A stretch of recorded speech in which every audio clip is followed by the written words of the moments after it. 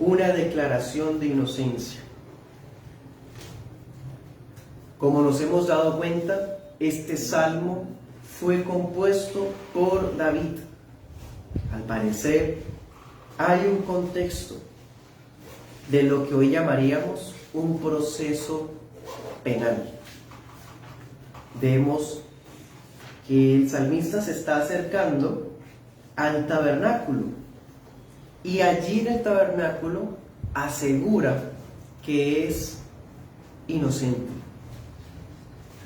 Ahora, los juicios se hacían en el tabernáculo porque los sacerdotes hacían las veces de jueces, de gobernadores, de lo que hoy día son las notarías y demás. Entonces, allí en el tabernáculo se estaba llevando a cabo un juicio particular contra David. Y allá él, todo lo que afirmaba era bajo gravedad de juramento. ¿De qué estaban acusando a David? A David lo están acusando por lo menos de 3 cosas. Primero, lo están culpando de participar de algunas intrigas llevadas a cabo por un grupo de hombres sanguinarios. Probablemente ha ocurrido un cierto suceso grave, grotesco, algún tipo de delito, y están afirmando que David participó de eso. Otra cosa que es probable, a David lo están acusando de andar con impíos, de ser amigo de pecadores. Y por último, parece que a David lo están acusando de haber sido desleal al Señor. Entonces, en este capítulo, hermanos y amigos, vamos a observar el proceso.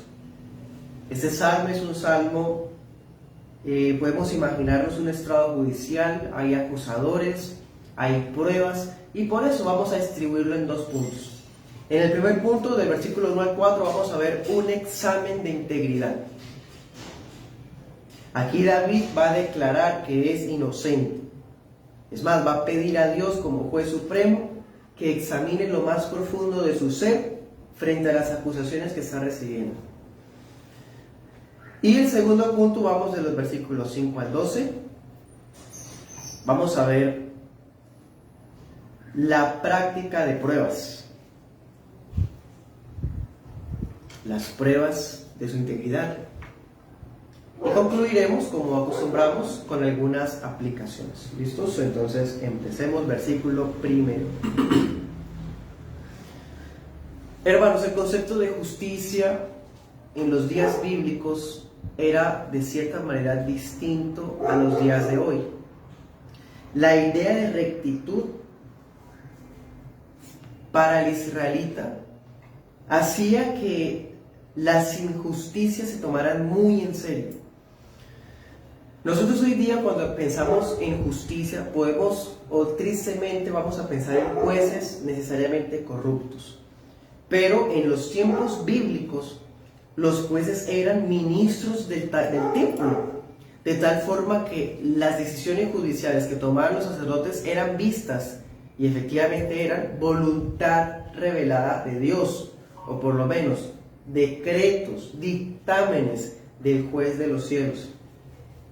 Entonces la injusticia era vista muy seriamente y los oprimidos eran escuchados con atención. Nosotros hemos estado estudiando varios salmos. A este punto ya hemos leído y estudiado más de 90 salmos y hemos dado cuenta que muchas veces hay lamentos, otras veces hay oraciones imprecatorias, y siempre que encontramos ese tipo de situaciones vemos que hay una indignación que se sustenta sobre la base del odio que un ofensor muestra contra Dios y contra los que son de Dios, contra el pueblo de Dios. En otras palabras, hay muchos salmos donde vemos al salmista quejándose de algunas personas, pidiendo que Dios hasta les quite la vida. Pero siempre vamos a ver que todo eso se basa, esa petición se basa en que esas personas han alzado su puño contra Dios y han alzado su mano contra la iglesia. Pero este salmo es un poco diferente. Es más, personalmente no recuerdo uno que hayamos estudiado hasta ahora, y en ese sentido podría tratarse del único salmo dicho de esta manera. Es el salmo en el que es un acusado el que se está defendiendo. David está defendiéndose porque esos fulanos están diciendo que él es el ofensor. Ya entendemos, es algo grave. Están diciendo que él es culpable de injusticia contra Dios y contra el pueblo de Dios. Bueno, ya tenemos claridad sobre el contexto. Ahora recordemos otro pedacito más del contexto. Salmo 25-21, ¿se acuerdan? Integridad y rectitud me guarden porque en ti he esperado. Él ha declarado su compromiso por vivir en santidad, en integridad. A propósito de eso que dijo en el capítulo anterior, vemos que aunque Dios sí lo ha preservado, de todas formas hay algunos que aseguran que no. Y creen que tienen de qué acusarlo. Entonces David está dispuesto a ponerse bajo el escrutinio de Dios. En versículo 1 nos muestra, David ora a aquel que conoce las intenciones de su corazón y tiene la convicción de que ha andado en integridad. Miremos Salmo 7:8. Dice en la parte B: Júzgame, oh Jehová, conforme a mi justicia y conforme a mi integridad. Fenezca ahora la maldad de los inicuos, mas establece tú al justo, porque el Dios justo prueba la mente y el corazón. Ese texto dice mucho de esto que estamos hablando en esta noche. Ahora, cuando David asegura que ha andado en integridad, él no habla así porque se considere sin pecado. Es más, él habla así porque confía que no hay fundamentos válidos que comprueben de lo que se está acusando. Recordemos otra vez, hay un proceso judicial en su contra y por más de que haya acusaciones, que ya vimos que por lo menos son 3, no tienen pruebas. Bueno, sigamos en el versículo 1, a la parte B del Salmo 26, dice, he confiado a sí mismo en Jehová sin titubear. Entonces, David no está diciendo que él no tenga pecado en sentidos general. Él lo que está diciendo es que nadie tiene pruebas de lo que lo están acusando y que si él tiene algún tipo de rectitud moral, se sustenta sobre la base de que él confía en Jehová sin titubear. En otras palabras, David no se está jactando como un santurrón de que es buena persona, buena gente. No. Él está confiando, o más bien mostrando la convicción doctrinal de alguien que entiende la justificación por sola fe. Porque dense cuenta, su integridad se basa en que ha confiado en Jehová. En términos del Nuevo Testamento, eso sería que Él es santo porque ha sido justificado por la fe. Y por eso, ante el tribunal celestial, Él puede acercarse y apelar a Dios como su testigo. Y podemos recordar este pasaje inevitablemente, Romanos 8:33, a propósito de los hijos de Dios que viven ese tipo de acusaciones injustas. Dice, ¿quién acusará a los escogidos de Dios? Dios es el que justifica. ¿Quién es el que condenará? Cristo es el que murió, más aún el que también resucitó, el que además está a la diestra de Dios, el que también intercede por nosotros.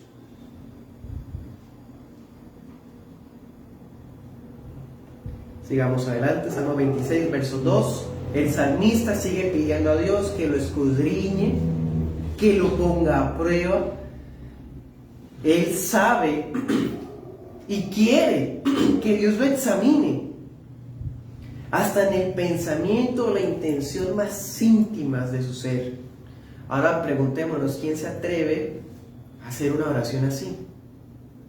¿Quién puede tener esa valentía de decirle a Dios, júzgame, pruébame, examíname, escudriñame? Porque ¿quién podría permanecer de pie después de estar bajo el juicio de Dios? David quiere que Dios lo ponga bajo juicio. Ahora, aclaremos otra vez. Él no está diciendo que no tiene pecado. Él está diciendo es que él es inocente de lo que lo están acusando.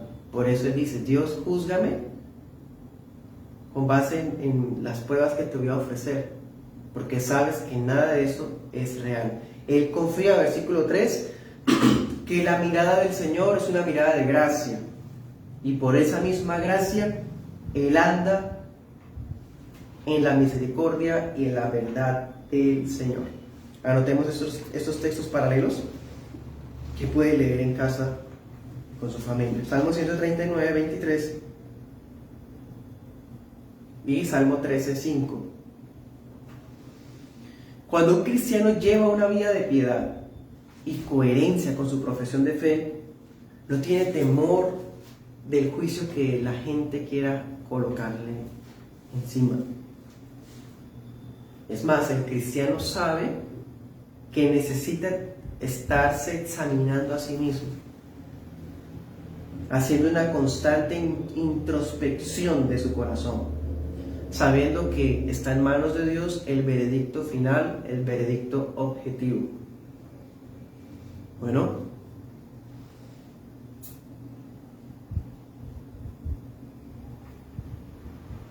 vamos con el punto 2, versículos 4 al 8, la práctica de las pruebas. Dar testimonio de uno mismo es muy fácil.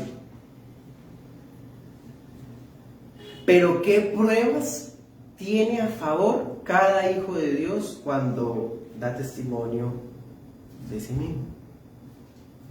Miremos que David, después de declarar su inocencia, se presenta ante el juez supremo no solamente para que lo examine, sino también para mostrarle el material probatorio que tiene en su mano. Y con esas pruebas que él tiene, desmiente las acusaciones falsas. Versículo 4. Una de las pruebas de que él es íntegro y de que todo fue una calumnia es esta: él no confraterniza con hipócritas. ¿Cuál era una de las acusaciones? Que él estaba siendo amigo de impíos. Primera prueba: Señor, tú sabes que yo no soy amigo de los agazapados, de los hipócritas. Por el contrario, versículo 5, prefiero no andar con ese tipo de personas, detesto la reunión de los malignos. ¿Cómo puede acusársele de ser o de andar con pecadores cínicos si él es el justo, por ejemplo, del Salmo 1.1? ¿Se acuerdan? Bienaventurado el varón que no anduvo en consejo de malos, ni estuvo en camino de pecadores, ni en silla de escarnecedores ha sentado. David es uno de esos. David es el mismo que escribió el Salmo 139:19. Y el mismo que dijo esto: de cierto, Dios, harás morir al impío, apártense de mí, hombres sanguinarios. ¿No odio, oh Jehová, a los que te aborrecen, y me enardezo contra tus enemigos? Anote esta cita bíblica, Proverbios 27. La leen después. Versículo 6, sigamos adelante el Salmo. Sus manos están limpias de las tramas de los impíos, así que se puede acercar con inocencia al altar de bronce. Versículo 7, en ese tabernáculo David eleva cantos de acción de gracias, cuenta las maravillas del Señor con limpia conciencia. Salmo 9:1. Se nos acaba el tiempo, por eso voy a acelerar un poco más. Versículo 8. David no confraterniza con impíos e hipócritas. Ahora mire el contraste del versículo 8. En vez de eso, ¿qué? David valora de todo corazón la compañía del Señor. En vez de la de los impíos, él dice: Yahvé, he amado la habitación de tu casa. Dice la Biblia Pesita, el ministerio de tu casa. ¿Cómo podría ser juzgado un varón así juntamente con los impíos? Versículo 9 dice: no, Señor, arrebátame o sálvame o no me destruyas, como dice la Biblia de las Américas, juntamente con los impíos. Versículo 10.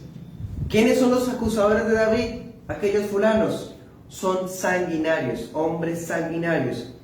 En hebreo se dice literalmente hombres de sangre, es decir, hombres culpables de violencia o de asesinato.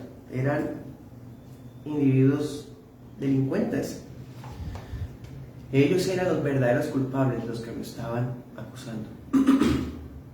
Versículo 10, es más, hasta han usado sobornos para salirse con la suya. En cambio, él ha andado en integridad. Versículo 11, miremos el Salmo cómo termina. ¿Cómo inició? Con integridad. ¿Cómo termina? Con integridad. Es la misma realidad de todos los cristianos. Los cristianos andamos en la confianza que resulta de una vida de integridad a los ojos de aquel que todo lo escudriña. Pero aquellos cristianos falsos, meramente nominales, que hay pruebas en su contra, ellos no pueden hacer la oración del Salmo 26. Van a salir culpables porque hay pruebas en su contra. Versículo 11, David puede orar y dice: redímeme y ten misericordia de mí.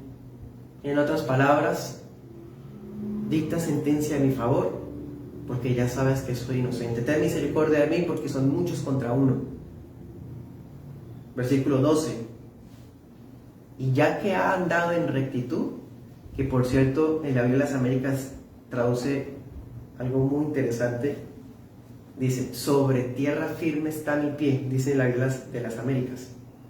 Cuando dice he andado en rectitud, da a entender que él está firme como en una roca, en su integridad. Y por eso puede bendecir a Yahvé en las reuniones de la iglesia. Anote estas citas bíblicas: Salmo 69, 18 y Salmo 22, 22. Bueno, y así concluye este salmo, hermanos. Muchas veces vamos a ser señalados, vamos a ser puestos en entredicho y supuestamente con pruebas en contra de nosotros, pero todo se va a derrumbar porque hemos andado en integridad, con limpia conciencia. Cuando hemos andado así, tendremos un juez defensor que conoce lo profundo y que vindica en público. Apliquemos este salmo a Cristo. Recordemos algo muy importante. Una vez, un grupo de hombres versados e influyentes se reunieron para buscar acusación contra el justo de justos. Se atrevieron a planear el juicio y el asesinato de aquel a quien aborrecieron, aunque no tenían pruebas válidas ni argumentos válidos en su contra. Juan 8:46, más bien Cristo dice: ustedes de qué pecado me pueden redarguir a mí. Nadie tenía nada que decir. Pero bueno, sobornos, intrigas sanguinarias, impiedad fueron la marca de los hechos de esos individuos. Y aquel inocente permaneció andando en perfecta integridad. Acudió al templo en alabanza, bendijo a Dios con su pueblo y aún todavía está con su pueblo. Hebreos 2:12. Anunciaré tu nombre a mis hermanos, en medio de la congregación te alabaré. como decía el versículo final, ¿se acuerdan del 26? En las congregaciones bendecirá Jehová. Cristo bendice al Señor con la iglesia, como dice Hebreos 2:12. Entonces el personaje que está en el Salmo 26 es un tipo o una sombra de Cristo, del Cristo sufriente que fue levantado por la gracia de Dios, a pesar de las gravísimas, pero fútiles, sin fundamento, acusaciones que se interpusieron en su contra. Y hoy Él da justificación a los que son acusados falsamente, a los que son oprimidos injustamente como Él lo fue. A mis hermanos pastores, debemos tener mucho cuidado de aplicar los hechos de cada salmo a cosas de las vidas particulares. Debemos cuidarnos a toda costa de la alegoría o de encajar cada detallito a cosas de la vida de ahora. De todas formas, sí sabemos que hay alguien que sufrió aflicción y que se identifica con los afligidos. Alguien que sufrió injusto juicio y que se identifica con los falsamente acusados. Es Cristo. Una aplicación así general es válida y es aquella que nos lleva a Cristo con la ayuda del Espíritu Santo. Ahora, creyente, los hermanos presentes, los que están conectados o verán la grabación en su momento, usted puede identificarse con las líneas de ese salmista. ¿Será que los miembros de nuestra iglesia local tienen esa confianza de integridad que tenía el salmista? Una confianza no arrogante y soberbia y jactanciosa, no, una confianza de integridad espiritualmente genuina.